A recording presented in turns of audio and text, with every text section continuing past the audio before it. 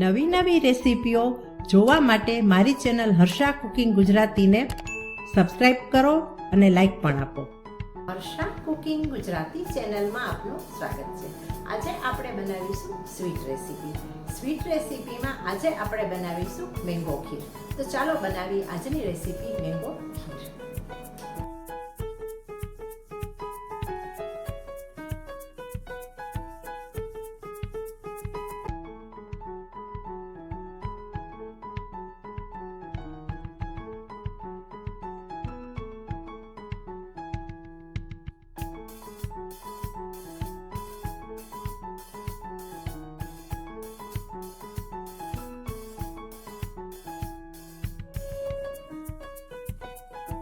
કેરીની ખીર બનાવવા માટે સૌપ્રથમ આપણે ઇન્ગ્રીડિયન્ટ્સ જોઈ લઈએ. અહીં મેં 4 ટેબલસ્પૂન ચોખા લીધા છે અને ચોખાને મેં પલાળીને લીધા છે અને કુલ 4 ટેબલસ્પૂન છે. જેટલા ચોખા છે તેટલી ખાંડ છે. ખાંડ તમે વધારે ઓછી પણ કરી શકો. જો જરૂર પડે તો પછી વધારે પણ નાખવાની, પણ ઘણા લોકો ઓછું ગળ્યું ખાતા હોય અને ઘણા વધારે ખાતા હોય તો એ પ્રમાણે ખાંડ એડજસ્ટ કરવી. ડ્રાયફ્રૂટ લીધા છે, કાજુ અને બદામ. થોડા કાજુ બદામના ટુકડા આખા રાખ્યા છે અડધા, અને બાકીનાને મેં ચોપ કરી લીધા છે. ઇલાયચીના ભૂકો લીધો છે અને કેસરના તાંતણા લીધા છે. હવે આપણે સૌ પહેલાં ડ્રાયફ્રૂટને સેલો ફ્રાય કરી લઈએ. અહીં પેનમાં મેં 1 ચમચી ઘી મૂકેલું છે. આપણે ઘીમાં ડ્રાયફ્રૂટને રોસ્ટ કરીશું. ઘી ગરમ થાય એટલે આપણે એડ કરી દઈએ અને તેને ઘીમાં શેકી લઈએ. ઘીમાં શેકવાથી ફ્લેવર સરસ આવશે ડ્રાયફ્રૂટની, અને જ્યારે ખીર ખાશું ને ત્યારે ક્રન્ચી ટેસ્ટ આવશે, ખૂબ સરસ લાગશે.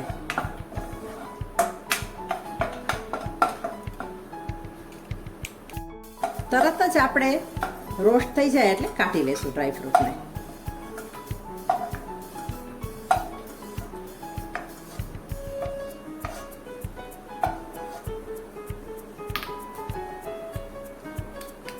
હવે આ જ પેનમાં આપણે પલાળેલા ચોખા એડ કરી દઈશું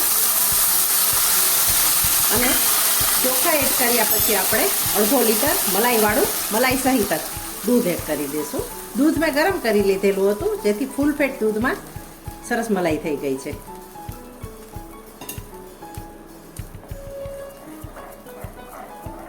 ચોખાને દૂધ સાથે આપણે સારી રીતે મિક્સ કરશું અને ચલાવતા જઈશું, અને આ રીતે આપણે ચોખાને પકવીશું.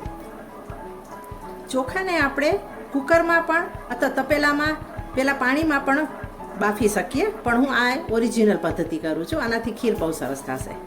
થોડો સમય લાગશે પણ બહુ સરસ ટેસ્ટ આવશે. આ રીતે આપણે ચલાવતા જઈએ, અંદર આપણે ચોખાને ચડવા દઈએ. ચોખા દૂધમાં ચડી રહ્યા છે ત્યાં સુધી આપણે બીજી તૈયારી કરીએ. અહીં મેં 1 કેસર કેરી લીધી છે. આ કેરી પાકી કેરી છે. આ રેસીપીમાં હંમેશા મીઠી કેરી જ લેવી.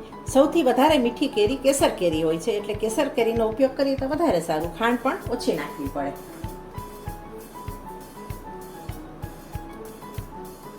આપણે આ કેરીની છાલ ઉતારી લઈએ અને તેના પીસીસ કરી અને આપણે પ્યુરી બનાવી લઈએ.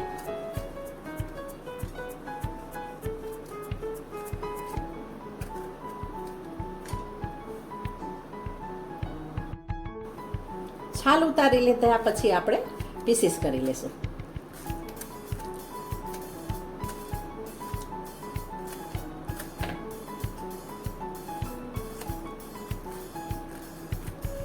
મિક્સર જારમાં આપણે પીસીસને એડ કરી દઈએ.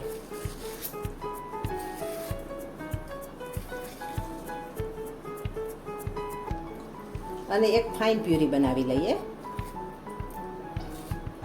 ચાલુ ખીર તો આપણે ખાતા જ હોય છે. સેવની ખીર, ગાજરની ખીર, દૂધીની ખીર, પણ આજે આપણે સિઝનની કેરીની ખીર બનાવવાના છીએ. અલગ જ ટેસ્ટ લાગે અને સરસ લાગે.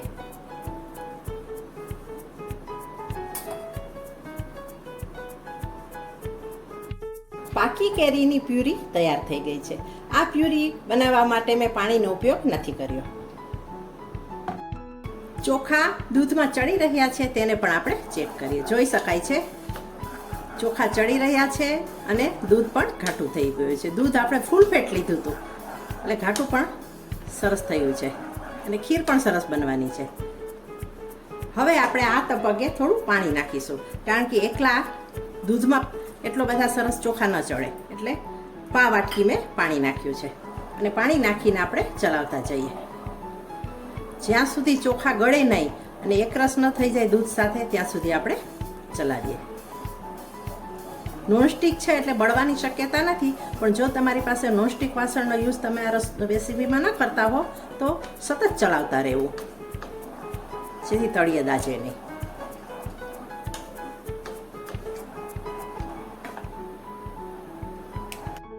અહીં ખીર ઘાટી થઈ ગઈ છે અને ચોખા પણ ચડી ગયા છે, જોઈ શકાય છે. એકદમ સરસ. હવે આપણે એડ કરી દઈએ કેસર, અને કેસર નાખ્યા પછી આપણે ચલાવીએ. ગેસને આપણે સ્લો કરી દઈએ કેમ કે ખીર ઓલરેડી આપણી ચડી ગઈ છે.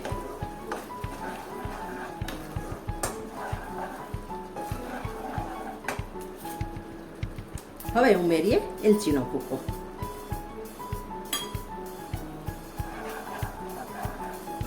એકદમ ખાટી ખીર તૈયાર થઈ છે.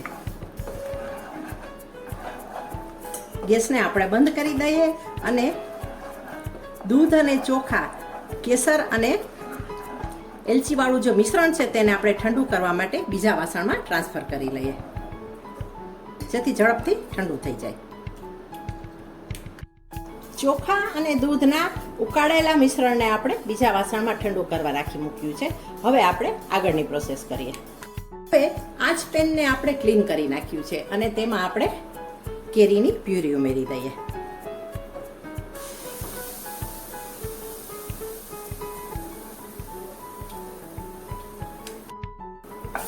પ્યુરી ઉમેર્યા પછી હવે આપણે ખાંડ ઉમેરી દઈએ અને ખાંડને કેરીની પ્યુરીમાં આપણે ગરમ કરી લઈએ. જેમ મેં અગાઉ કહ્યું તેમ તમારી ખાંડની વધારે રિક્વાયરમેન્ટ હોય તો વધારે પણ લઈ શકાય.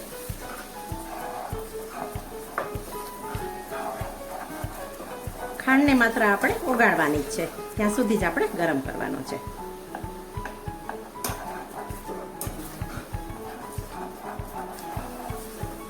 કલર પણ ચેન્જ થઈ ગયો છે ખાંડ નાખવાથી અને એકદમ સરસ ટેક્સચર પણ આવ્યું છે. થોડા કટકા રાખ્યા છે મેં એટલે સરસ લાગે. જો એક્સ્ટ્રા કટકા ઉમેરવાની જરૂર ના પડે.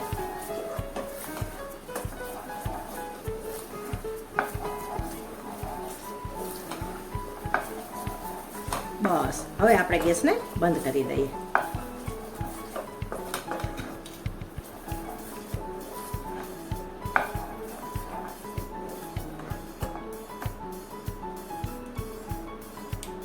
ગેસને બંધ કર્યા પછી અને જોઈ લેવાનું ચોખાનું મિશ્રણ પણ થોડું ઠંડુ થઈ ગયું છે. એટલું બધું ઠંડુ નથી કરવાનું, થોડી વાર જ ઠંડુ, જ્યાં સુધી આ ઉકળે ને કેરી અને ખાંડ ત્યાં સુધી જ આપણે ઠંડુ કરવાનું છે. હવે આપણે એડ કરી દઈએ આ કેરીના મિક્સચરમાં.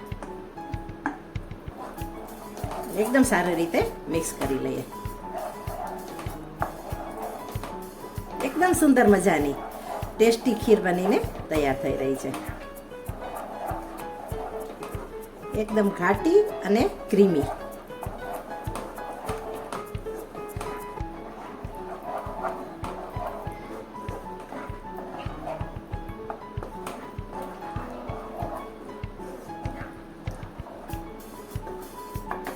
હવે ઉમેરીએ આપણે રોસ્ટ કરેલા ડ્રાય ફ્રૂટ.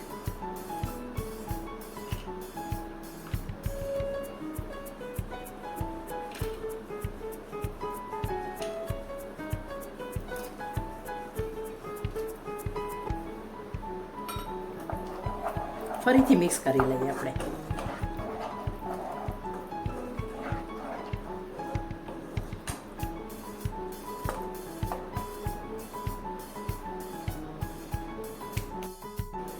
ઘરના સભ્યોને જ્યારે મીઠું ખાવાનું મન થાય અથવા ઘરે જ્યારે મહેમાન આવ્યા હોય અને કેરીની સિઝન હોય ત્યારે બનાવી શકાય તેવી કેરીની ખીર બનીને તૈયાર થઈ ગઈ છે.